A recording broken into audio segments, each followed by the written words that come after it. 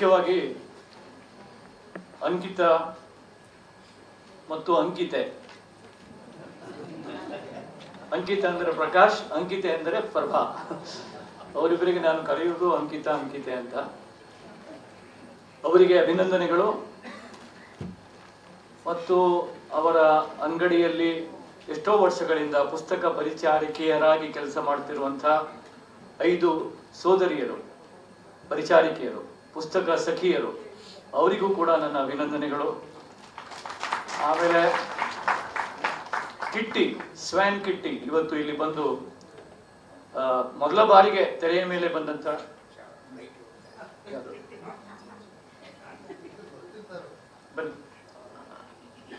ಜಯಂತ್ ಅವರ ಕ್ಷಮೆ ಕೇಳಿ ಕೇಳಲೇ ಇಲ್ಲ. ಕೇಳ್ತಾ ಇದ್ದೀನಿ ಸರ್. ಶ್ರೀ ನಿತಿನ್ ಶಾ ಅವರು ಸಪ್ನಾ ಬುಕ್ ಹೌಸ್ ಅವ್ರ ಫ್ಲೈಟ್ ಹೋಗ್ಬೇಕು ಈಗ.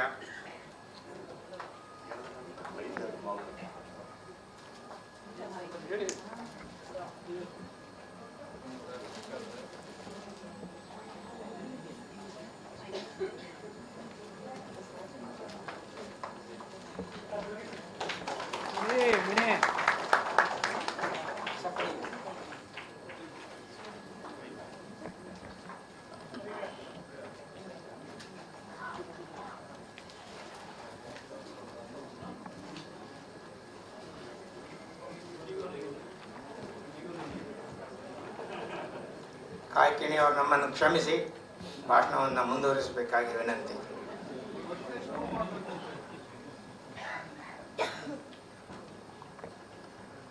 ಇಂಡಿಗೋನಾ ಅಂತ ಕೇಳಿದೆ, ಅಲ್ಲ ಅಂತ ಹೇಳಿದೆ.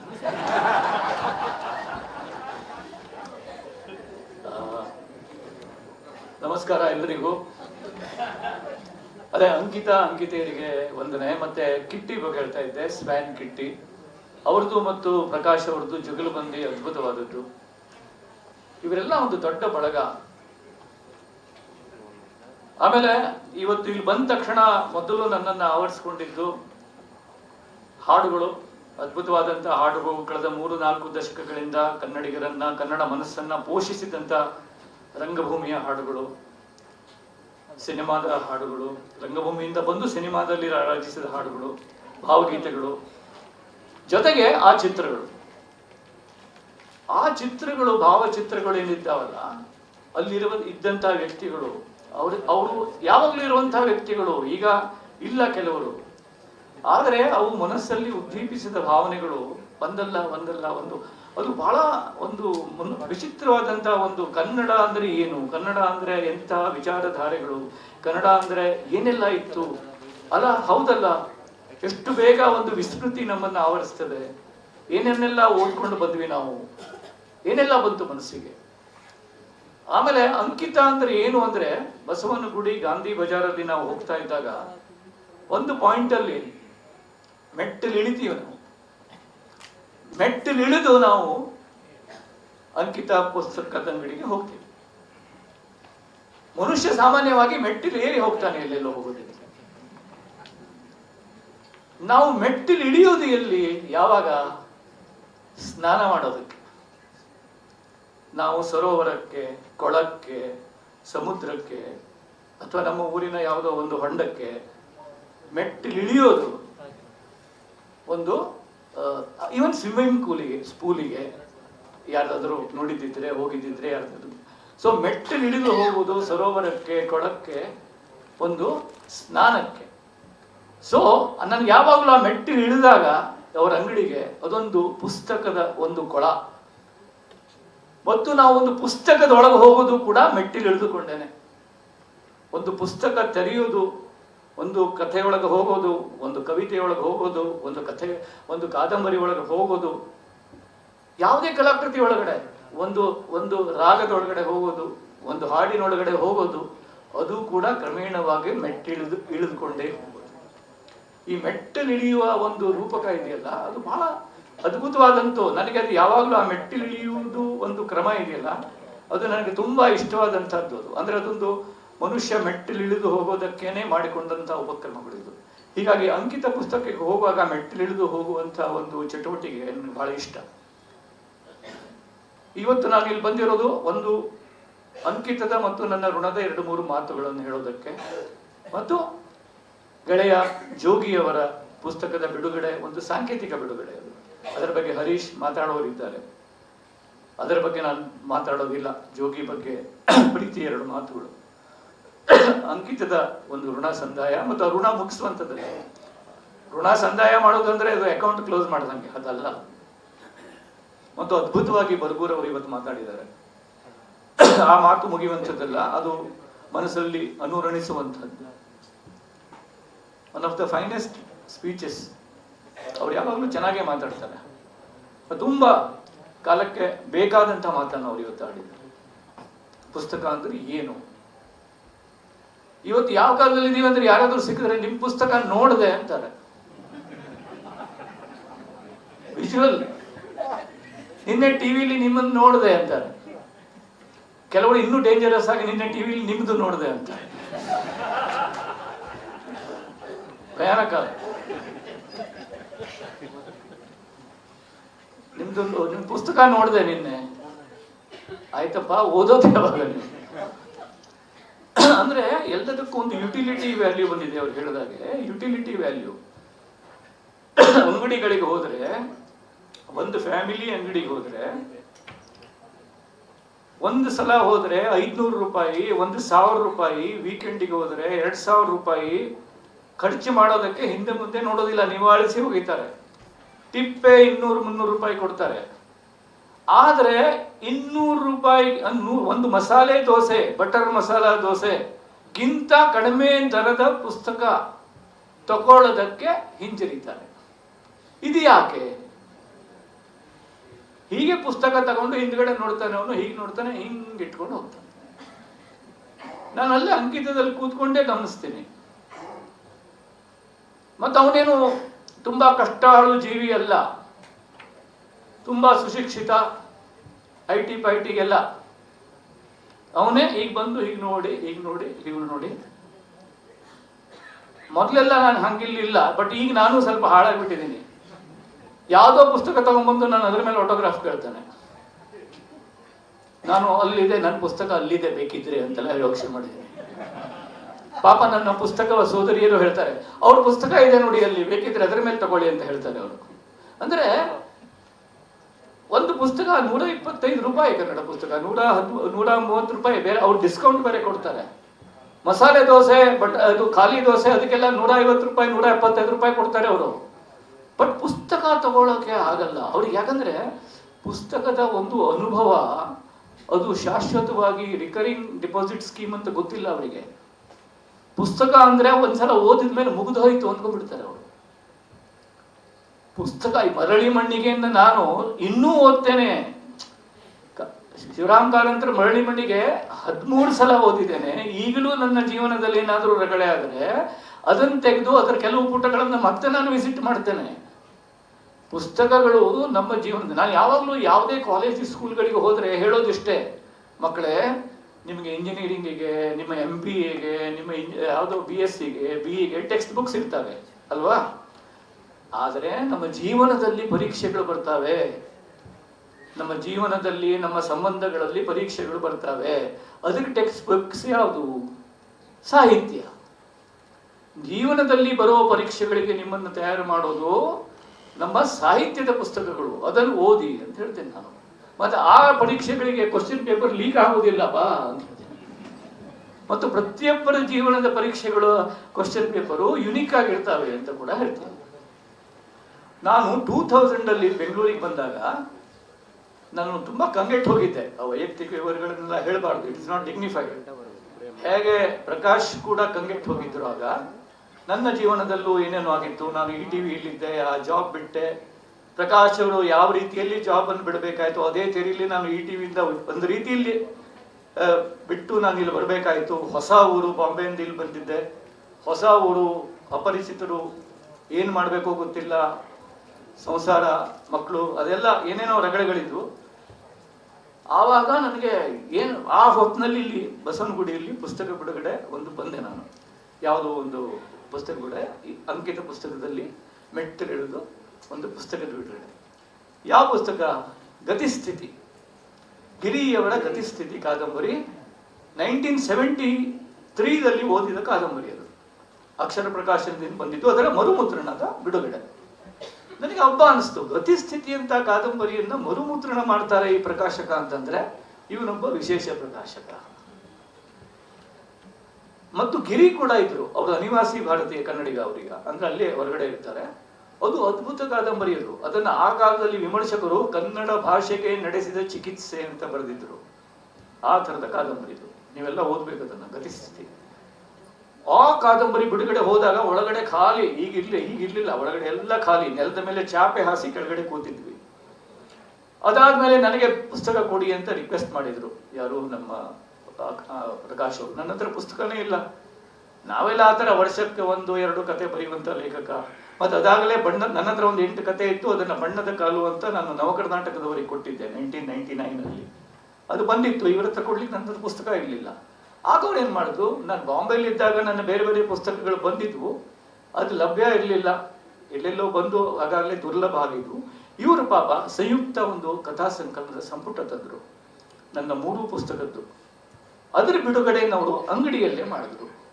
ಅದಕ್ಕೆ ಯಾರು ಬಂದಿದ್ರು ಬಿಡುಗಡೆ ಮಾಡೋಕ್ಕೆ, ಅಲ್ಲೇ ಕೂತ್ಕೊಂಡು, ಇವರೆಲ್ಲಿ ಗಲ್ಲಾದಲ್ಲಿ ಕೂತ್ಕೋತಾರಲ್ಲ ದುಡ್ಡು ತಗೊಂಡು ರಿಸಿಟ್ಕೊಂಡು, ಅಲ್ಲೇ ಕೂತು ಬಿಡುಗಡೆ ರಾಜೀವ್ ತಾರಾನಾಥ್ ಬಂದಿದ್ರು, ಪಂಡಿತ್ ರಾಜೀವ್ ತಾರಾನಾಥ್ ಮತ್ತು ನನ್ನ ಗೆಳೆಯ ವಿವೇಕ್ ಶಾನ್ಭಾಗ್. ಅವರಿಬ್ಬರು ಅಲ್ಲಿ ಕೂತು ಅವರ ಹಸ್ತದಿಂದ ಬಿಡುಗಡೆ, ಅಮೃತ ಹಸ್ತದಿಂದ ಬಿಡುಗಡೆ, ನಿಜವಾದ ಅಮೃತ ಹಸ್ತ.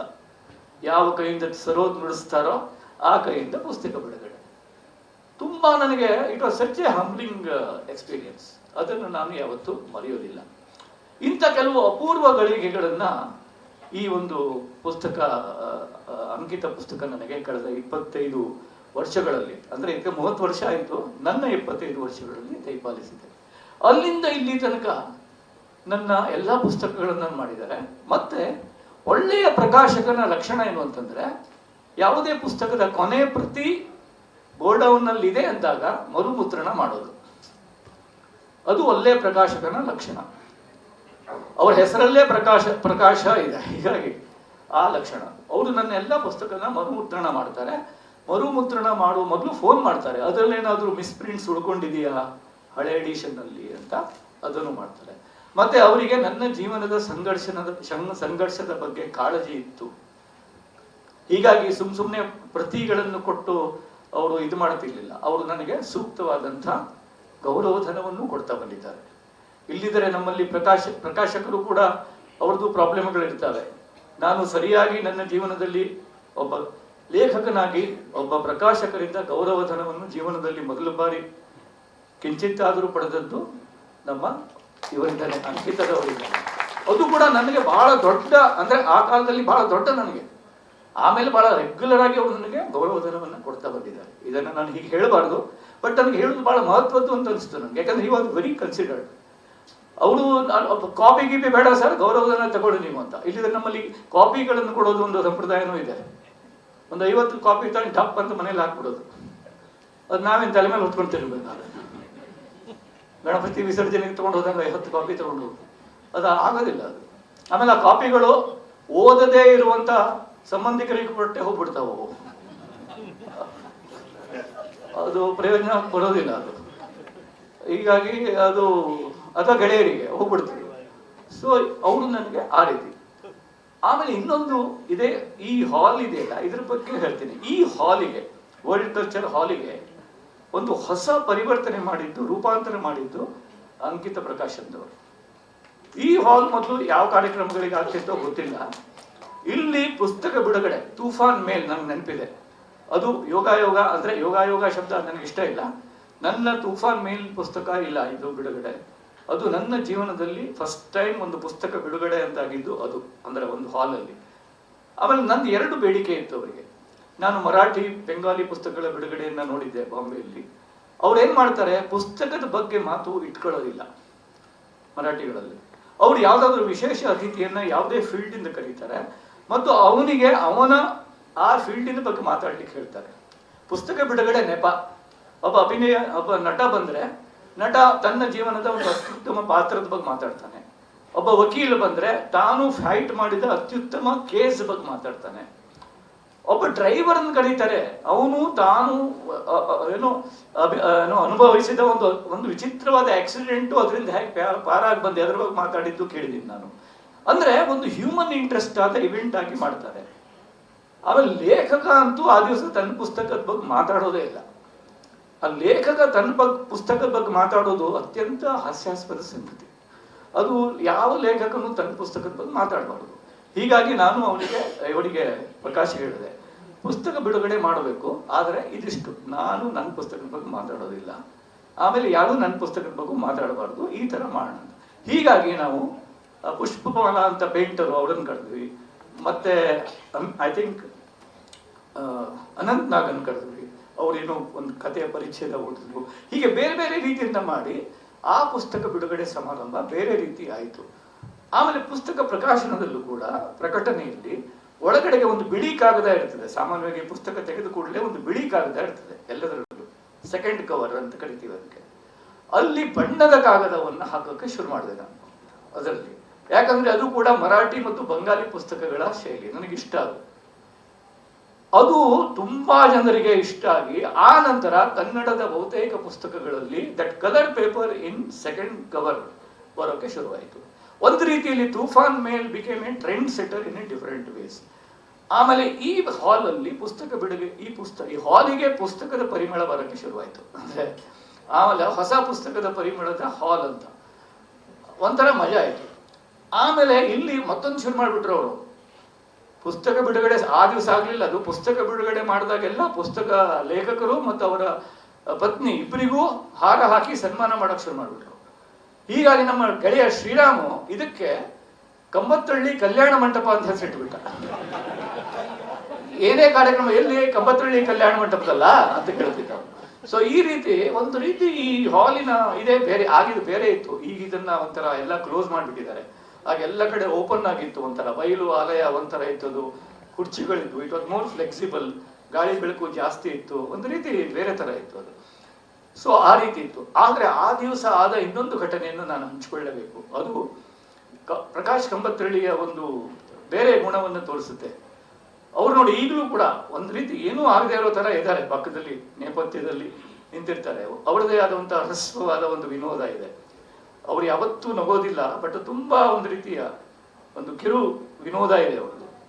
ಆ ದಿವಸ ಏನಾಯ್ತು ಅಂತಂದ್ರೆ, ತೂಫಾನ್ ಮೇಲ್ ದಿವಸ ಬ್ಯಾನರ್ ಕಟ್ಟುವಾಗ ಅವ್ರ ಸ್ಟೂಲಿಂದ ಜಾರ್ ಬಿದ್ದು ಮೊದಲೇನೆ ಅವರ ಕಾಲಿನ ಲಿಗಾಮೆಂಟ್ ಟೇರ್ ಆಯ್ತು. ಗೊತ್ತೇ ಇಲ್ಲ ನಮಗೆ, ನನಗೂ ಗೊತ್ತಾಗ್ಲಿಲ್ಲ, ಯಾರಿಗೂ ಗೊತ್ತಾಗ್ಲಿಲ್ಲ. ಇಡೀ ಕಾರ್ಯಕ್ರಮ ನಿರ್ವಹಣೆ ಮಾಡಿದ್ರು, ಜನರನ್ನು ನಗಿಸಿದ್ರು, ಎಲ್ಲ ಆಯ್ತು. ಆಮೇಲೆ ನಾವು ಊಟಕ್ಕೆ ಹೋದ್ವಿ ಯಾವ್ದು ಹೋಟ್ಲಿಗೆ. ಆಮೇಲೆ 3 ತಿಂಗಳು ಆಸ್ಪತ್ರೆಯಲ್ಲಿ ಇದ್ರು ಅವರು. ಆಪರೇಷನ್ ಆಯ್ತು ಅವರಿಗೆ 2 ಸಲ. 1 ವರ್ಷ ಕುಂಟುತ್ತಾ ನಡೀತಾ ಇದ್ರು ಅವರು. ಆಮೇಲೆ ಅದು ರೆಗ್ಯುಲರ್ ನಮ್ಮ ನಡುವೆ ಅದೇ ತೂಫಾನ್ ಮೇಲೆ ಕಾಲ ಮೇಲೆ ಹಾದೋಯ್ತು ಸರ್ ನಿಮ್ದು ಅಂತ ಹೇಳ್ತಿದ್ರು. But he never let anybody new, ಯಾರಿಗೂ ಗೊತ್ತಾಗದಂತೆ ಅವರು ಒಂದು ಚೂರು ಆ ಕುರಿತು ಸೆಲ್ಫ್ ಪಿಟಿ ಅಥವಾ ಆತ್ಮ ಮರುಕ ಇಲ್ಲದಂತೆ ಅವರು ಒಂದು ಕ್ಷಣನೂ ಆತ್ಮ ಮರುಕದಲ್ಲಿ ಮಾತಾಡಲಿಲ್ಲ. ಅದು ಪ್ರಕಾಶ್ ಕಂಬತ್ತಳ್ಳಿ. ಅದಕ್ಕಾಗಿ ಇನ್ನೊಮ್ಮೆ ನಾನು ಅವರಿಗೆ ಸಾಮೂಹಿಕವಾಗಿ ಆ ಒಂದು ಯಾತನೆಗೆ ನಾನು ಕ್ಷಮೆ ಕೊಡ್ತೇನೆ ಇವತ್ತು. ಯಾಕಂದ್ರೆ ನನಗೆ ಬಹಳ ಬೇಜಾರಾಯ್ತು. ಆಮೇಲೆ ಎಷ್ಟು ಅವರು ಒದ್ದಾಡ್ಬಿಟ್ರಲ್ಲ 1 ವರ್ಷ ಆ ಒಂದು ಪುಸ್ತಕದಿಂದಾಗಿ ಅಂತ. ಆಮೇಲೆ ನನಗೆ ಪ್ರಕಾಶ್ ಕಂಬತ್ತಳ್ಳಿಯಿಂದ ದೊರೆತ ಇನ್ನೊಂದು ಸವಿ ನೆನಪು ಅಂದ್ರೆ ಶಬ್ದ ತೀರದ ಬಿಡುಗಡೆ ಇಲ್ಲೇ ಆಗಿದ್ದು. ಅದು ಅರುಂಧತಿನಾಗಿದ್ದರು ಆ ದಿವಸ. ಅವರು ಅವರ ಪ್ರೀತಿಯ ಒಬ್ಬ ರಂಗಭೂಮಿಯ ಕಲಾವಿದೆಯ ತಲ್ಲಣಗಳು ಅಂತ ಮಾತಾಡಿದ್ರು. ಅವ್ರು ಹೇಳಿದ್ರು ಒಂದೇ ನನ್ನ ನೆನಪಿದೆ. ಅವ್ರು ಹೇಳಿದ್ರು, ವಾಟ್ ಡು ಯು, ಯಾವುದು ನಿನಗೆ ಭಯ ರಂಗಭೂಮಿಯ ಕಲಾವಿದೆಯಾಗಿ ಅಂತ ಹೇಳಿದಾಗ ಅವ್ರು ಹೇಳಿದ್ದು clouds on the day of the show ಅಂತ ಹೇಳಿದ್ರು. ಅಂದ್ರೆ ಶೋ ದಿನ ತುಂಬಾ ಮೋಡ ಆಗ್ಬಿಟ್ರೆ ಹೋಟೆಲ್ ಸಂಕಟಾಗ್ಬಿಡುತ್ತೆ ಅಂತ, ಜನ ಬರಲ್ಲ ಸಂಜೆ ಅಂತ. ಆಕಾಶದಲ್ಲಿ ಮೋಡ ಬಂದ್ಬಿಟ್ರೆ ಆ ದಿವಸ ಸಂಜೆ ನಾಟಕ ಇದ್ದಾಗ ತುಂಬಾ ಕಷ್ಟ ಆಗುತ್ತೆ ಅಂತ. ಸೊ ಈ ತರದ ಕೆಲವು ವಿವರಗಳು ಯಾವತ್ತೂ ನಮ್ಮ ಮನಸ್ಸಿಂದ ಹೋಗಲ್ಲ, they stay with you. So ಆ ದಿವಸ ಏನಾಯ್ತು ಅಂದ್ರೆ, ಫಂಕ್ಷನ್ ನಡೀತಾ ಇದೆ, ಸಡನ್ ಆಗಿ ಒಂದು ಅರ್ಧ ಮುಕ್ಕಾಲು ಗಂಟೆ ಆದ ತಕ್ಷಣ ಹಿಂದ್ಗಡೆ ಸಾಲಲ್ಲಿ ಜನ ಮಿಸ್ಕಾಡಕ್ ಶುರು ಆಯ್ತು. ಹೌದು, ನೀವಿದ್ ಯಾವ ಅಂದ್ರೆ ತುಂಬಾ ಕೆಲವರು ಇದ್ದಿರ್ಬೇಕು ಇವತ್ತಿಲ್ಲಿ ಆ ದಿವಸ ಇದ್ದವರು. ನೋಡಿದ್ರೆ ಪೂರ್ಣಚಂದ್ರ ತೇಜಸ್ವಿ ಬಂದಲ್ಲಿ ಆಡಿಯನ್ಸ್ ಅಲ್ಲಿ ಕೂತ್ಬಿಟ್ಟಿದ್ದಾರೆ. ಅಯ್ಯಪ್ಪ ಏನಪ್ಪ ಅಂತ ಹೇಳಿ ನಾನು ಆಮೇಲೆ ಹೇಳ್ಕೊಂಡು ಹೋದೆ, ಅವರಿಗೆ ರಿಕ್ವೆಸ್ಟ್ ಮಾಡಿದೆ. ಅವ್ರಿಲ್ಲ ಇಲ್ಲ ಇಲ್ಲ ಅಂದ್ರು ಕರ್ಕೊಂಬಂದು ಸ್ಟೇಜಿಗೆ ಕರ್ಕೊಂಬಂದೆ. ಅವರು ಮಗಳ ಮನೆಗೆ ಬಂದಿದ್ರು. ಮಜಾ ಅಂದರೆ ಪೇಪರಲ್ಲಿ ನೋಡಿದ್ದಾರೆ ಇವತ್ತು ಫಂಕ್ಷನ್ ವಿವರ ನೋಡಿ ಫಂಕ್ಷನ್ಗೆ ನೋಡಬೇಕು ಅಂತ ಬಂದಿದ್ದಾರೆ ಅವರು. ತಮಾಷೆ ಅಂದರೆ ಹಿಂದಿನ ದಿವಸನೇ ಅವರು ತಪ್ಪಾಗಿ ತಿಳ್ಕೊಂಡು ಡೇಟು ಹಿಂದಿನ ದಿವಸನೇ ಬಂದಿದ್ರಂತೆ. ಖಾಲಿ ಆಡಿಟೋರಿಯಂ ನೋಡಿ ವಾಪಸ್ ಹೋಗಿ ಇವತ್ತು ಮತ್ತೆ ಬಂದಿದ್ದಾರೆ ಫಂಕ್ಷನ್ ದಿವಸ. ನನಗಂತೂ ಅವರು ಆ ಜೀನ್ಸ್, ನನಗೆ ಒಂಥರ ಈ ಸಾಮಾಜಿಕ ಪೌರಾಣಿಕ ನಾಟಕದಲ್ಲಿ ದೇವರು ಬರೋದು ನೋಡಿದೀವಿ ನಾವು. ನನಗೆ ಸಾಮಾಜಿಕ ನಾಟಕದಲ್ಲಿ ದೇವರು ಜೀನ್ಸ್ ಪ್ಯಾಂಟ್ ಹಾಕೊಂಡು ಬಂದಂಗಾಯ್ತು. ದ ವೇ ಈ ಕೇಮ್ ಅಂಡ್ ಇವಾಲ್ ಅಲ್ಲಿ ಕೂತಿದ್ ನೋಡಿ. ಆಮೇಲೆ ನನ್ನ ರಿಕ್ವೆಸ್ಟಿಗೆ ಒಂದು 2 ನಿಮಿಷ ಮಾತಾಡಿದ್ರು. ಆತ್ಮವಿಮರ್ಶೆ ಇಲ್ಲದೆ ಯಾರೂ ಬೆಳೆಯೋದಿಲ್ಲ ಅಂತ.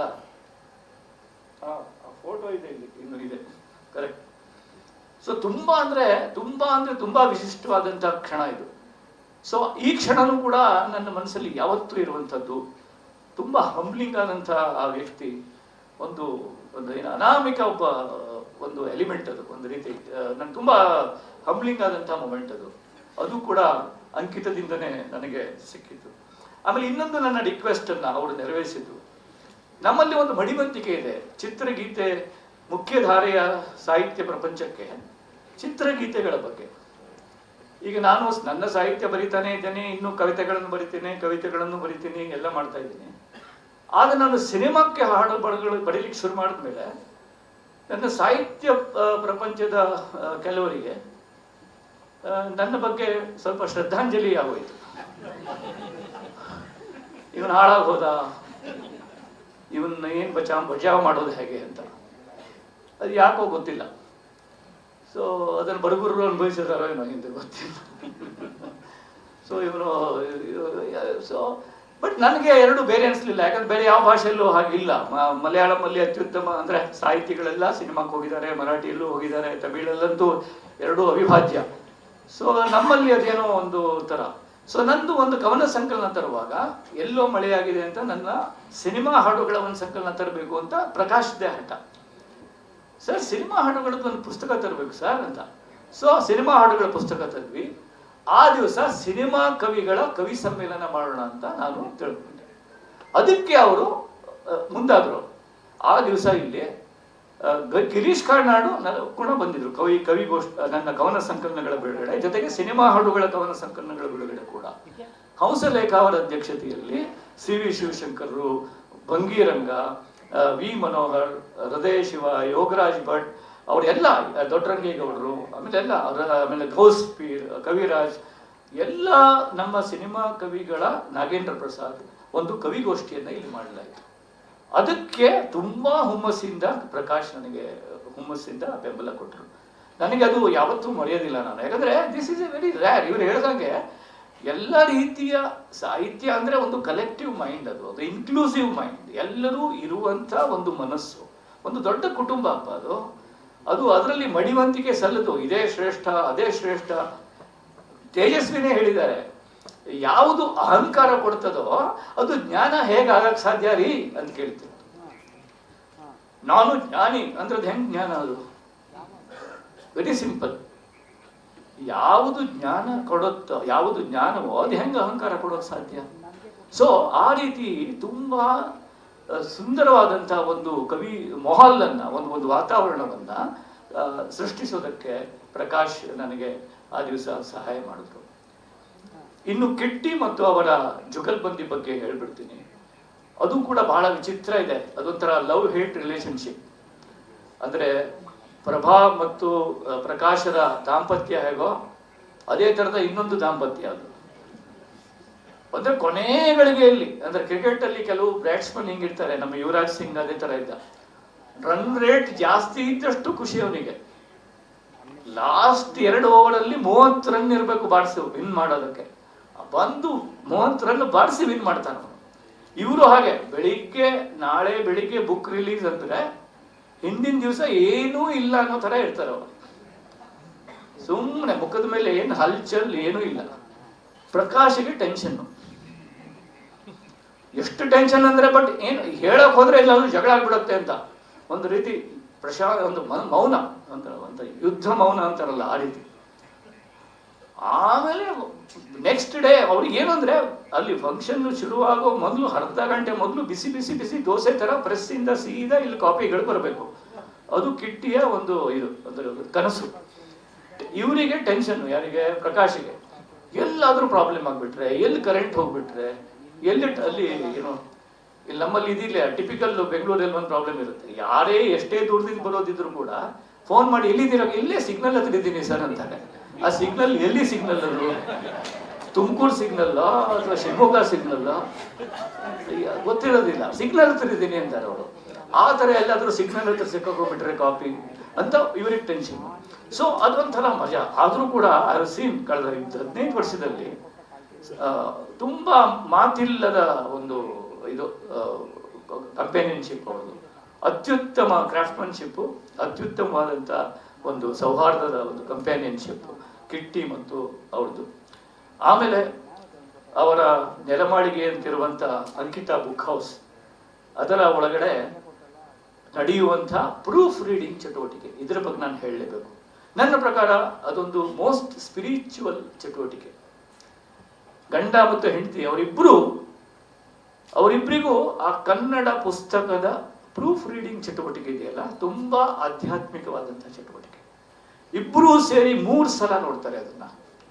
ಇವರಿಬ್ಬರು 2 ಸಲ ನೋಡಿದ್ರೆ ಅವ್ರು 1 ಸಲ ನೋಡ್ತಾರೆ, ಅವ್ರು 1 ಸಲ ನೋಡಿದ್ರೆ ಇವರು 1 ಸಲ ನೋಡಿದ್ರೆ ಅವ್ರು 2 ಸಲ ನೋಡ್ತಾರೆ. ಅದು ಎಲ್ಲಿ ಅಂದ್ರೆ ಒಳಗಡೆ ಒಂದು ಭಯಾನಕವಾದ ಒಂದು ಕೋಶದ ಥರ ಇದೆ. ಅಲ್ಲಿ ಆಕ್ಸಿಜನ್ನೇ ಇಲ್ಲ. ಆಕ್ಚುಲಿ ಅವರಿಗೆ ಕನ್ನಡವೇ ಪ್ರಾಣವಾಯು. ಆ ಪ್ರೂಫ್ ನೋಡುವಾಗ ಆ ಕನ್ನಡನೇ ಅವರಿಗೆ ಪ್ರಾಣವಾಯು ಕೊಡ್ತದೆ. ಕನ್ನಡವೇ ಪ್ರಾಣವಾಯು. ಮತ್ತೆ ದೋಷವಿಲ್ಲದ ಒಂದು ಪುಸ್ತಕನೇ ಅವರ ನಿಜವಾದ ಆತ್ಮಿಕ ಸಂತೋಷ. ಅಚ್ಚಿನ ದೋಷ ಇಲ್ಲದ ಪುಸ್ತಕನೇ ಅವರ ಆತ್ಮಿಕ ಸಂತೋಷ. ಯಾಕಂದ್ರೆ ಅವರಿಬ್ಬರಿಗೂ ಕನ್ನಡ ಅಂತ ಪ್ರೀತಿ, ಸಾಹಿತ್ಯ ಅಂತ ಪ್ರೀತಿ, ಶುದ್ಧವಾದ ಪುಸ್ತಕ ಅಂತ ಪ್ರೀತಿ. ಅವರ ನಡುವೆ ಅದೊಂಥರದ ಸಾಂಗತ್ಯ, ಅದೊಂದು ರೂಪಕ. ಆ ರೂಮ್, ನಾನು ಈಗಲೂ ಅಲ್ಲಿ ಹೋದ್ರೆ ಆ ರೂಮಿಗೆ ಹೋಗಿ ಅಲ್ಲಿ ಒಳಗಡೆ ನಂದು ಒಂದೊಂದ್ಸಲ ಏನಾದರೂ ಪ್ರೂಫ್ ಕೊನೆ ಮಾಡಿದ್ರೆ ಅಲ್ಲಿ ಹೋಗಿ ಕೂತಿರ್ತೀನಿ. ಅದು ನೋಡ್ಬೇಕು ನೀವು. ಒಂದ್ಸಲ ಅಲ್ಲಿ ಹೋಗಿ ಬನ್ನಿ, ಅದು ಪವಿತ್ರವಾದ ಜಾಗ. ಅದೇ ನಿಜವಾದ ಅಧ್ಯಾತ್ಮ ಆಕ್ಚುಲಿ. ನಾನು ನನ್ನ ಫ್ರೆಂಡ್ಸಿಗೆಲ್ಲ ಬೈತಿರ್ತೀನಿ. ಇಲ್ಲ US ಇಂದ ಇಂಗ್ಲೀಷಿಂದ ಬರ್ತಿದ್ದಾರೆ, ಫೋನ್ ಮಾಡ್ತಾರೆ, ನಿನ್ನೆ ಬಂದೆ ಕಣೋ, ಇವತ್ತಲ್ಲಿ ಯಾವುದೋ ದೇವಸ್ಥಾನಕ್ಕೆ ಹೋಗಿ ಬಂದೆ. ನಾನು ಮಲಯ ದೇವಸ್ಥಾನ ಏನ್ರು, ನೀವು ಕಲ್ತಿರೋ ಸ್ಕೂಲ್ಗೆ ಆದರೂ ಹೋಗಿ ಬಂದ್ರು ಒಂದ್ಸಲ, ಯಾವಾಗಾದ್ರೂ ಹೋಗಿದ್ದೀರೇಂದ್ರ ಶಾಲೆಗೆ? ನೀವು 10th ಮಾಡಿದ್ದೀರಾ, 7th ಮಾಡಿದ್ದೀರಾ, ಅಲ್ಲಿ ಕಲ್ತಿದ್ದೀರಾ? ಅಲ್ಲಿ ಹೋಗಿ ಬನ್ನಿ. ಮೊನ್ನೆ ನಿಮ್ಮ ಸ್ಕೂಲಲ್ಲಿ ಲ್ಯಾಬೊರೇಟರಿಲಿ ಉಪಕರಣಗಳಿಲ್ಲ, ಅಲ್ಲಿ ಸಲ್ಫ್ಯೂರಿಕ್ ಆಸಿಡ್ ಇಲ್ಲ, ಅಲ್ಲಿ ಕ್ಲೋರಿನ್ ಇದಿಲ್ಲ, ಅಲ್ಲಿ ಹೋಗಿ. ಅಲ್ಲಿ ಹಂಚುಗಳಿಲ್ಲ, ಫಂಡ್ಸ್ ಇಲ್ಲ. ಅಲ್ಲಿ ಹೋಗಿ ಏನು ಆ ದೇವಸ್ಥಾನಕ್ಕೆ ಟೈಲ್ಸ್ ಹಾಕ್ದೆ, ಈ ದೇವಸ್ಥಾನಕ್ಕೆ ಮಾರ್ಬಲ್ ಹಾಕ್ದೆ. ದೇವರಿಗೇನು ಕಡಿಮೆ ಆಗಿದೆ? ಇಷ್ಟು ಬೇಜಾರಾಗತ್ತೆ ಅಂದ್ರೆ ಏನಾಗಿದೆ ಜನಗಳಿಗೆ. ಸೊ ಆ ಥರ ಯಾರಿಗಾದ್ರೂ ಏನಾದ್ರು ಮಾಡಬೇಕು ಅಂತಿದ್ರೆ ಹೋಗಿ ಒಳಗಡೆ, ಅಂದ್ರೆ ಆಧ್ಯಾತ್ಮಿಕ ಚಟುವಟಿಕೆ ಮಾಡಬೇಕು ಅಂತಿದ್ರೆ ಹೋಗಿ ಅವ್ರು ಪ್ರೂಫ್ ರೀಡಿಂಗ್ ಮಾಡುವಂತ ಒಂದು ಸಣ್ಣ ಸೆಲ್ ನೋಡ್ಕೊಂಡ್ ಬನ್ನಿ ಅಂಕಿತ ಪುಸ್ತಕದಲ್ಲಿ.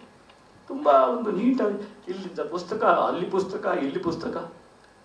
ಸೊ ಬಯಲು ಆಲಯದೊಳಗಂದ್ರೆ ಪುಸ್ತಕದೊಳಗೆ ಕೂತ್ಕೊಂಡು ಪ್ರೂಫ್ ನೋಡ್ತಾರೆ ಅವರು, ಲಿಟ್ರಲಿ. ಸೊ ಇದು ಅವರ ಒಂದು ಅದ್ಭುತವಾದಂತಹ ರೂಪಕ. ಹೀಗಾಗಿ ಇದಕ್ಕೂ ಜಾಸ್ತಿ ನಾನು ಮಾತಾಡೋದಿಲ್ಲ.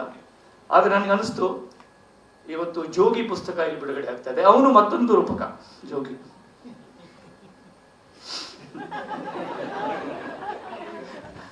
ಯಾಕಂದ್ರೆ ಕಳೆದ ಒಂದು 2 ದಶಕದಲ್ಲಿ ಒಂದು ರೀತಿ ಹೊಸ ತಲೆಮಾರನ್ನ, ಕರೆಕ್ಟ್ ಆಗಿ ಹೇಳಿದ್ರು, ಹೊಸ ತಲೆಮಾರನ್ನ ಒಂದು ರೀತಿ ಕನ್ನಡಕ್ಕೆ ಹಿಡಿದಿಟ್ಟಂತ ಒಂದು ಚುಂಬಕ ಶಕ್ತಿ ತರದ್ದು ಒಂದು ವ್ಯಕ್ತಿ. ಅದು ಅವರ ಪತ್ರಿಕೋದ್ಯಮದ ಮೂಲಕ ಇರಬಹುದು.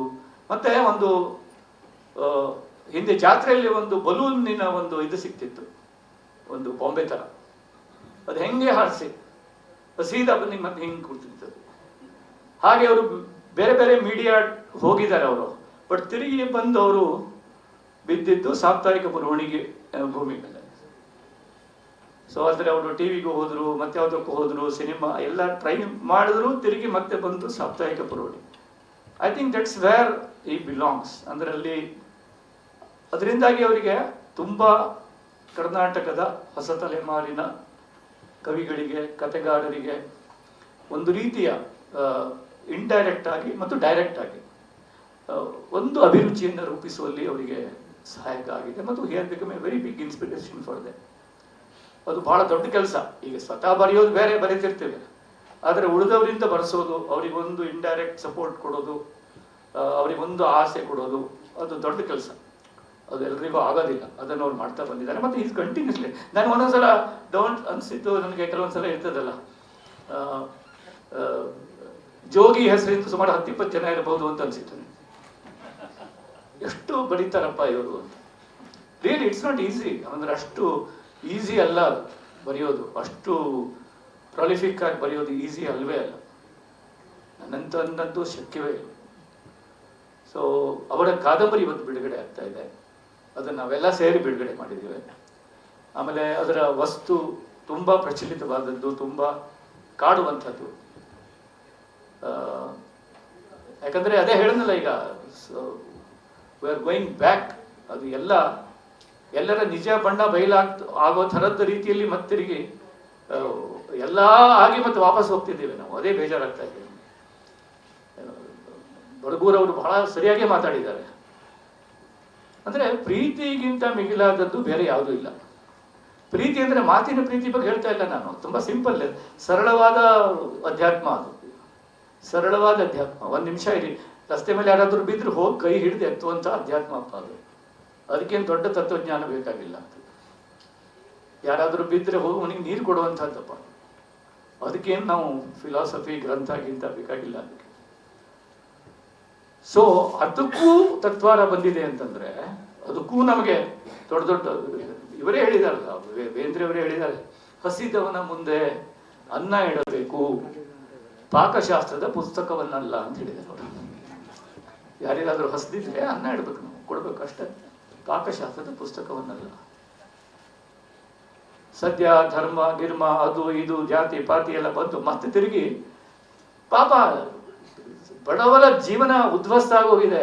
ಬಟ್ ಇದನ್ನು ಹರಡಿಸೋರಿದಾರಲ್ಲ, ಬೆಳಗ್ಗೆ ಎದ್ದು ಕೂಡಲೇ ಪಾರ್ಕಲ್ಲಿ ಹೋಗಿ ಹೇಟ್ ಮೆಸೇಜ್ ಕಳಿಸೋದು, ಮಾಡಿ ಕಳಿಸೋದು, ಅದನ್ನೇ ಫಾರ್ವರ್ಡ್ ಮಾಡೋದು, ಅವ್ರ ಬಗ್ಗೆ ನಿಮಗೆ ಬೇಜಾರಾಗ್ತಿದೆ. ಅವ್ರು ಆರಾಮಾಗಿದ್ದಾರೆ. Take deep breath, leave deep breath, ಆರಾಮಾಗಿದ್ದಾರೆ ಅವರು. ಕಳಿಸೋದು, ಫಾರ್ವರ್ಡ್ ಮಾಡೋದು. ಅದು ಯಾರ ಜೀವನ ಹಾಳಾಗ್ತಾ ಇದೆ ಥಿಂಕೇ ಮಾಡೋದಿಲ್ಲ. ಮಗ ಅಮೆರಿಕದಲ್ಲಿದ್ದಾನೆ, ಮಗಳು ಆಸ್ಟ್ರೇಲಿಯಾದಲ್ಲಿದ್ದಾಳೆ. ಅಂದ್ರೆ ಎಲ್ಲ ವೇಸ್ಟ್ ಅಲ್ಲ. ಸಾಹಿತ್ಯ ಓದಿದ್ದು, ಸಂಗೀತ ಕೇಳಿದ್ದು, ಮತ್ತೆ ಮಾಡಿದ್ದು ಎಲ್ಲ ವೇಸ್ಟು. ಅದು ಯಾವುದೂ ಇದರ ಬಗ್ಗೆ ಇಲ್ವೇ ಇಲ್ಲ. ಸಿಂಪಲ್. ಅದು ನನಗೆ ಬೇಜಾರಾಗೋದು. ಸೊ ಈ ಕಾದಂಬರಿ ಒಂದು ಈ ಮತಾಂಧತೆಯ ಬಗ್ಗೆ, ಮತೀಯತೆಯಿಂದ ಕಲುಷಿತವಾಗುತ್ತಿರುವ ಇಂದಿನ ಸೌಹಾರ್ದದ ವಾತಾವರಣದ ಬಗ್ಗೆ ಇದೆ ಅನ್ನುವ ಸೂಚನೆ ಇದೆ. ಯಾಕಂದ್ರೆ ನಾನು ಅದನ್ನು ಓದಿಲ್ಲ, ಓದಬೇಕು. ಯಾಕಂದ್ರೆ ನಾನು ಕೊಯಮತ್ತೂರಲ್ಲಿದ್ದೆ, ಯಾವುದೋ ಒಂದು ಕಾರ್ಯಕ್ರಮದಲ್ಲಿದ್ದೆ ಕಳೆದ ಒಂದು 4 ದಿವಸದಿಂದ. ನಾನು ಮೊನ್ನೆ ಅಷ್ಟೇ ಬಂದೆ. ಮತ್ತು ನಾನು ಆ ಥರ ಅಂದರೆ ಈ ಪರೀಕ್ಷೆಗೆ ಓದೋರ ಥರ ನಾಳೆ ಬಿಡುಗಡೆ ಅಂದರೆ 4 ದಿವಸ ಹಿಂದೆ ಓದೋದು, ಆ ಥರದ ಓದು ನನಗೆ ಇಷ್ಟ ಆಗಲ್ಲ. ನಾನು ಸರಿಯಾಗಿ ಮೆಟ್ಟಿಲು ಇಳಿದು ಓದಬೇಕು. ಅದನ್ನು ನಾನು ಮಾಡ್ತೀನಿ. ಆಮೇಲೆ ಅವರಿಗೆ ಅದ್ರ ಬಗ್ಗೆ ಮಾತಾಡ್ತೀನಿ ನಾನು. ಆದರೆ ಈಗ ಪ್ರಾಬ್ಲಮ್ ಆಗಿರೋದೇ ಅದು. ನಾವು ಹೊಸಬರನ್ನ, ಹೊಸ ಹುಡುಗರನ್ನ, ಈಗ ಹೊಸಬರಲ್ಲಿ, ಹೊಸ ಯುವಕರಲ್ಲಿ, ಹೊಸ ಯುವತಿಯರಲ್ಲಿ ಒಂದು ತಪ್ಪು ಕಲ್ಪನೆ ಮೂಡಿದೆ ಸಾಹಿತ್ಯದ ಬಗ್ಗೆ. ಅವರು ಅದೊಂದು ಡೈರಿ ಅಂತ ತಿಳ್ಕೊಂಡ್ಬಿಟ್ಟಿದ್ದಾರೆ. ನನಗೇನು ಅನಿಸುತ್ತೆ ಅದನ್ನು ಬರೀತೀನಿ ಅಂತ. ಸಾಹಿತ್ಯ ಡೈರಿ ಅಲ್ಲ, ಸಾಹಿತ್ಯ ಒಂದು ಸಂವಾದ. It's a communication. It's a communication with the community. It's a communication with the human world. ಭಾಷೆ ಅಂತ ಬಂದ ತಕ್ಷಣ ಭಾಷೆ ಈಸ್ ಎ ಸೋಷಿಯಲ್ ಥಿಂಗ್. ಅದೊಂದು ಪಬ್ಲಿಕ್ ಪ್ರಾಪರ್ಟಿ. ಅದರಲ್ಲಿ ಸಾವಿರಾರು ಜನ ಸಾವಿರಾರು ವರ್ಷಗಳಿಂದ ಕೆಲಸ ಮಾಡಿದ್ದಾರೆ ಭಾಷೆಯಲ್ಲಿ. ಅದನ್ನು ಯೂಸ್ ಮಾಡ್ತಿದ್ದಾಗಲೇ you are connected with so many minds. 1000 ಪುಸ್ತಕ ಹೆಂಗೆ ಹೇಳಿದ್ರೋ ಹಾಗೆ. ಸೊ ಅದು ಕಮ್ಯುನಿಕೇಶನ್. ನಾ ಇಲ್ಲಿ ಲೈಟ್ ಬಗ್ಗೆ ಅದನ್ನೇ ಹೇಳಿದೆ. ಇಲ್ಲಿ ಬಂದಾಗ ಇಲ್ಲಿ ಕತ್ಲಿತ್ತು, ಯಾರ ಮುಖನೂ ಕಾಣ್ತಿಲ್ಲ. ಅದೇನಾಗಿದೆ ಅಂದ್ರೆ ಮೀಡಿಯಾ ಸೆಂಟ್ರಿಕ್ ಆಗೋಗಿದೆ. ಅಲ್ಲ, ಮೀಡಿಯಾಗೆ ಹೇಗೆ ಕಾಣಬೇಕು ನಾವು ಅಷ್ಟೇ ಇರುತ್ತೆ ಲೈಟು. ನಾಟಕಕ್ಕೆ ಸರಿ, ಅದು ಸಿನಿಮಾಕ್ಕೆ ಸರಿ, ಡಾನ್ಸಿಗೆ ಸರಿ, ಭರತನಾಟ್ಯಮ್ಮಿಗೆ ಸರಿ, ಆದರೆ ಒಬ್ಬ ಸಂಗೀತಗಾರನಿಗೆ ಅಥವಾ ಒಬ್ಬ ಇವನ್ ನಾಟಕಕ್ಕೂ ಬೇಕು, ಅಥವಾ ಒಬ್ಬ ಭಾಷಣಕ್ಕೆ ಅಥವಾ ಸೆಮಿನಾರಿಗೆ, ಸಂವಾದಕ್ಕೆ ಪ್ರೇಕ್ಷಕರ ಮುಖ ಕಾಣಬೇಕು. ಆಗಲೇ ಸಂವಾದ, ಆಗಲೇ ಮಾತು ಅಲ್ವಾ? ಇಲ್ಲಿದ ನಾವು ಯಾರ ಜೊತೆ ಮಾತಾಡ್ತಿದ್ದೀವಿ?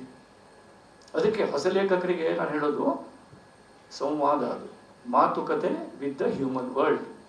Get connected with human world and read senior writers. ಆಗಲೇ ಎಲ್ಲ your stories and your poetry will come in search of you. ಅದು ನಿಮ್ಮನ್ನು ಹುಡ್ಕೊಂಡ್ ಬರುತ್ತೆ, ನೀವು ಹುಡ್ಕೊಂಡ್ ಹೋಗ್ಬೇಕಾಗಿಲ್ಲ. ಒಬ್ರು ನನ್ನ ಕೇಳಿದ್ರು, ಆಮೇಲೆ ಅದ್ರ ಬಗ್ಗೆ ನನ್ನ ಮೇಲೆ ತುಂಬಾ ಟ್ರೋಲಿಂಗ್ ಆಯ್ತಂತೆ, ಗೊತ್ತಿಲ್ಲ, ನಾನು ಸೋಷಿಯಲ್ ಮೀಡಿಯಾದಲ್ಲಿ ಇಲ್ಲ. ಒಬ್ಬ ನನ್ನ ಯಾವತ್ತೂ ಒಂದು ದಿವಸ ಕೇಳಿದ್ರು, ಬಹುಶಃ ಇಲ್ಲೇ ನಾನು ಹೇಳಿರ್ಬೇಕು ಅದ್ರ ಬಗ್ಗೆ. ಏನ್ ಕೇಳಿದ್ರು ಅಂದ್ರೆ, ಸರ್ ಒಳ್ಳೆ ಕವಿತೆ ಎಲ್ಲಿ ಸಿಗತ್ತೆ ಸರ್ ಅಂತ ಕೇಳಿದ್ರು. ನಾಂದ್ರೆ ಇಲ್ಲಿ ನೆಟ್ವರ್ಕ್ ಸಿಗಲ್ವೋ ಅಲ್ಲಿ ಸಿಗತ್ತೆ ಅಂತ ಹೇಳಿದ್ರು. ಅವ್ರು ಜನ ಅದನ್ನು ತಪ್ಪು ತಿಳ್ಕೊಂಡ್ಬಿಟ್ರು. ನಾನು ಸೋಷಿಯಲ್ ಮೀಡಿಯಾ ಯೂಸ್ ಮಾಡಬೇಡಿ ಅಂತ ಹೇಳ್ತಿದ್ದೀನಿ ಅಂತ ತಿಳ್ಕೊಂಡ್ಬಿಟ್ಟು ಅದ್ರ ಬಗ್ಗೆ ಏನೇನೋ ಆಯ್ತು. ಅಂದ್ರೆ ಸೆಲ್ಫ್ ಪ್ರಮೋಷನ್ ಅಂಡ್ ನೆಟ್ವರ್ಕಿಂಗ್ ಅಲ್ಲ, it's connection with the human world. ನಿಮ್ಗೆ ನಿಮ್ಮ ಮನೆಗೆ ಪೇಪರ್ ಹಾಕುವನ್ ಮುಖ ಗೊತ್ತಿಲ್ಲ, ನಿಮ್ಮ ಮನೇಲಿ ಹಾಲು ತಂದು ಹಾಕುವನ್ ಯಾರು ಎಲ್ಲಿರ್ತಾನೆ ಅಂತ ಗೊತ್ತಿಲ್ಲ, ಅವ್ರು ಹೇಳಿದ ಹಾಗೆ ಒಂದು ಸಮಾಜ ನಿಮ್ಮ ಜೀವನದ ಭಾಗ ಆಗಿಲ್ಲ ಅಂತಂದ್ರೆ ಏನ್ ಸಾಹಿತ್ಯ? ಯಾಕೆ ಬರೀತೀರಿ? ಯಾರೊಬ್ಬ ನನ್ಗೆ ಹೇಳ್ದ, ಸರ್ ನನಗೆ ಭಾವನೆಗಳು ಒತ್ತಡ ಹಿಂಗೆ ಬಂದು ಬಂದು ಬಂದು ನಾನು ಕಾರ್ಕೊಂಡ್ಬಿಡ್ತೀನಿ ಅಂತ, ವಾಂತಿ ಮಾಡ್ಕೊಂಡ್ಬಿಡ್ತಾನಂತ ಅವನು. ಹೌದಪ್ಪ, ನೀನು ವಾಂತಿ ಮಾಡ್ಕೊಳ್ತೀವಿ, ಹೌದು, ಅದು ನಿನ್ನ ಆರೋಗ್ಯಕ್ಕೆ ಒಳ್ಳೇದು. ನಮ್ ಕಥೆ ಏನು? What about us? ಸಿ, ಮೂಲಭೂತವಾಗಿ ಅದು ನಾನು ಯಾಕೆ ಬರಿತೀನಿ, ನಾನು ಯಾಕೆ ಬರಿಬೇಕು ಅನ್ನೋದನ್ನ ತಮಗೆ ತಾವೇ ಹೊಸ ಲೇಖಕರು ಕೇಳ್ಕೋಬೇಕು. ಅದೊಂದು ಪ್ರಜ್ಞಾ ಪ್ರವಾಹ, ಒಂದು ರಿಲೇ ರೇಸ್ ಇರ್ತಿತ್ತಲ್ಲ ಕಾಲೇಜಲ್ಲಿ, ಸ್ಕೂಲಲ್ಲಿ. ಒಬ್ಬರು ಬ್ಯಾಟನ್ ತಗೊಂಡು ಮುಂದೆ ಓಡ್ತಿದ್ವಿ ನಾವು. ಹಿಂದಿನವನು ಬ್ಯಾಟನ್ ತಗೊಂಡು ಮತ್ತೊಬ್ಬನಿಗೆ ಕೊಡ್ತಿದ್ದ, ಅವನು ಬ್ಯಾಟನ್ ತಗೊಂಡು ಮತ್ತೊಬ್ಬನಿಗೆ ಕೊಡ್ತಿದ್ದ. ಬ್ಯಾಟನ್ ಅಂದ್ರೆ ಏನು? ಹಿಂದಿನ ತಲೆಮಾರಿನ ಲೇಖಕರ ಬ್ಯಾಟನ್ ತಗೊಂಡು ನಾವು ಮುಂದೆ ಓಡಬೇಕು, ಅವನು ಬ್ಯಾಟನ್ ತಗೊಂಡು ಮತ್ತೊಂದು ಓಡಬೇಕು. ಅದು ಪ್ರಜ್ಞೆಯ ಪ್ರವಾಹ. ಇಲ್ಲಿದ್ರೆ ನಾವು ಅಲ್ಲೇ ಇರ್ತೀವಿ, ಸ್ಟೋನ್ ಏಜ್, ಶಿಲಾಯುಗದಲ್ಲಿ ಇರ್ತೀವಿ. ಸಿಂಪಲ್, ಜಾಸ್ತಿ ಕಾಂಪ್ಲಿಕೇಶನ್ ಇಲ್ಲ ಅಲ್ಲಿ. ನಾವು ಯಾರನ್ನು ಓದ್ದೆ ಹೀಗೂ ಓದು ಅಂದ್ರೆ ಮತ್ತೊಬ್ಬ ಮೊನ್ನೆ ಸಿಗ್ದ ಪುಣ್ಯಾತ್ಮ, ಸಾರಿ ಹಂಗೆ ಹೇಳ್ಬಾರ್ದು, ಮತ್ತೆ ಸಿಗ್ದ, ಓದಪ್ಪ ಅಂದ್ರೆ ಇಲ್ಲ ಸರ್ ಓದಿದರೆ ಒರಿಜಿನಾಲಿಟಿ ಹೋಗ್ಬಿಡುತ್ತೆ ನಂದು ಅಂತ. ಈಗ ನಾನು ಏನ್ ಮಾಡ್ತೀನಿ? ಸ್ವಲ್ಪ ತುಂಬಾ ಪ್ರಾಬ್ಲಮ್ಗಳು ತುಂಬಾ ಇವೆ. ಆಮೇಲೆ ಇನ್ನೊಂದು ಅಂದ್ರೆ ಈ ಪ್ರಶಸ್ತಿಗಳು ಎಷ್ಟಪ್ಪ, ಎಷ್ಟು ಪ್ರಶಸ್ತಿಗಳು, ಇದ್ರ ಬಗ್ಗೆ ಹೇಳಿದ್ರು ಜನ ತಪ್ಪು ತಿಳ್ಕೊಳ್ತಾರೆ. ಸದ್ಯಕ್ಕೆ ಈಗ ಕನ್ನಡದಲ್ಲಿ ಓದುಗರಿಗಿಂತ ಜಾಸ್ತಿ ಲೇಖಕರು, ಲೇಖಕರಿಗಿಂತ ಜಾಸ್ತಿ ಪ್ರಶಸ್ತಿಗಳು. ಈ ರೇಷಿಯೋ ಬಹಳ ಅಬ್ನಾರ್ಮಲ್ ಆಗಿದೆ ಅಂಡ್ ಇಟ್ ಈಸ್ ಮಿಸ್ಲೀಡಿಂಗ್. ಅಂದ್ರೆ ಹೆಂಗಾಗೋಗಿದೆ ಅಂದ್ರೆ, ಪ್ರಶಸ್ತಿಗಳೇ ಬರವಣಿಗೆಯ ಮುಖ್ಯ ಗುರಿ ಅನ್ನುವ ಒಂದು ತಪ್ಪು ಕಲ್ಪನೆಯನ್ನು ಕೊಡುವಂತಾಗಿದೆ. ಯಾರಾದರೂ ಹೊಸ ಲೇಖಕ ಸಿಕ್ಕಿದ್ರೆ, ಸರ್ ನನಗೆ ಕಳೆದ 1 ವರ್ಷದಲ್ಲಿ 3 ಈ ಪ್ರಶಸ್ತಿ ಬಂದಿದೆ, 3 ಆ ಪ್ರಶಸ್ತಿ ಬಂದಿದೆ ಅಂತ ಪರಿಚಯ ಮಾಡಿಕೊಡ್ತಾರೆ. ಅಂದ್ರೆ ಅದೇ ಐಡೆಂಟಿಟಿ ಅನ್ನೋ ತರ ಆಗಿದೆ. ಸಿ, ಹೊಸಬ ಇದ್ದಾಗ ಅದು ಒಂದು ಸರಿ, ಬಟ್ ಅಲ್ಲ, ಇದು writing is a means to understand life. ಬದುಕನ್ನು ಅರಿಯೋದಕ್ಕೆ ಇರುವಂತ ಒಂದು ವಿಂಡೋ ಅನ್ನುವಂಥ ಪರಿಕಲ್ಪನೆ ಅವನಿಗೆ ಯಾವಾಗ ಗೊತ್ತಾಗತ್ತೆ ಅಂದ್ರೆ, ಅವನು ಅದನ್ನು ಓದಿದಾಗ, ಒಂದು ಒಳ್ಳೆಯ ಲಿಟ್ರೇಚರ್ ಅನ್ನು ಓದಿದಾಗ.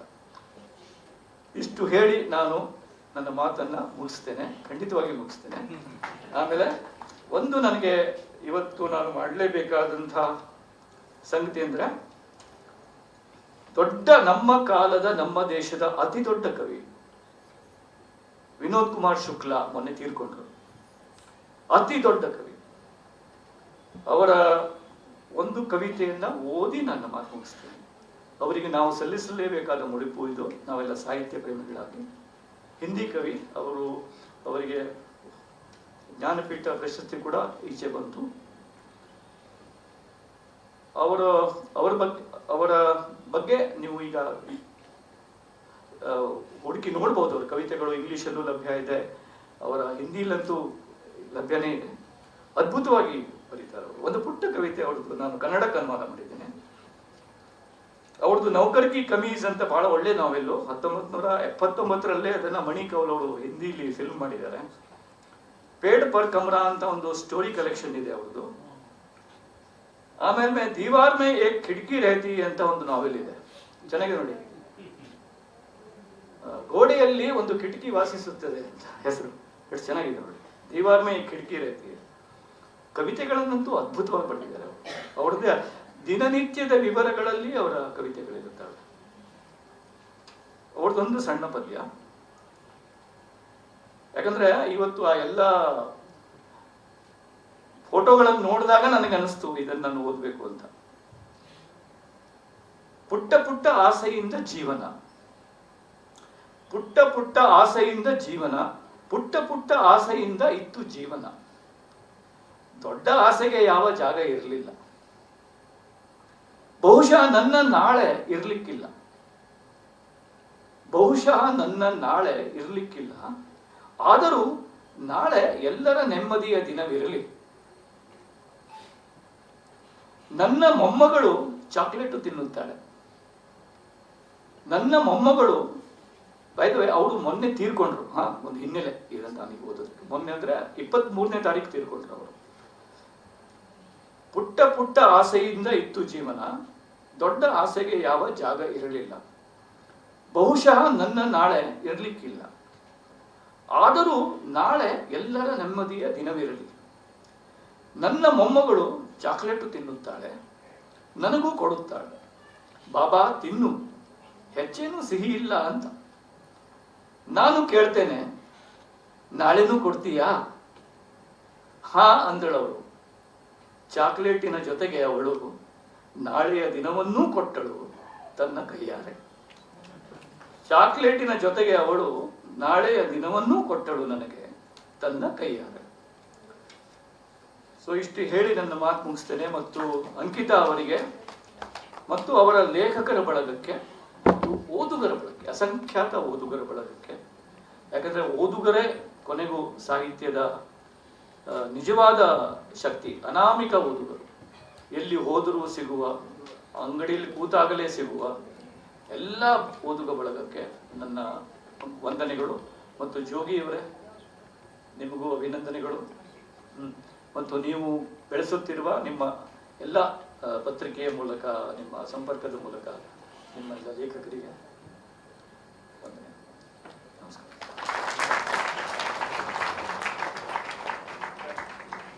ಇಂಟ್ರೆಸ್ಟಿಂಗ್ ಮತ್ತು ಇನ್ಫಾರ್ಮೇಟಿವ್ ವಿಡಿಯೋಗಳನ್ನು ಮಿಸ್ ಮಾಡ್ಕೋಬೇಡಿ. ಈಗಲೇ ಸಬ್ಸ್ಕ್ರೈಬ್ ಮಾಡಿ.